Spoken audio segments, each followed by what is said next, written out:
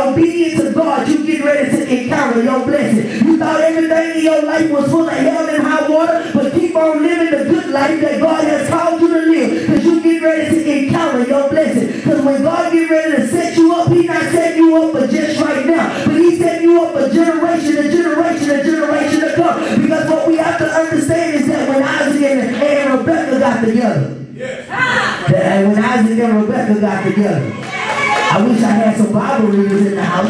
When Isaac and Rebecca got together, they found out that it was a young man by the name of Jacob.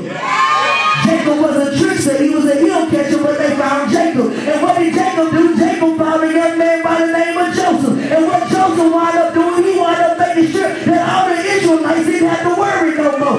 We had to go through a little trials and tribulation, but 42 generations, we got the King of Kings. We got the Lord of Lords, who's sitting at the right-hand side of the Father, who's making intercession for us. But it was all about the setup.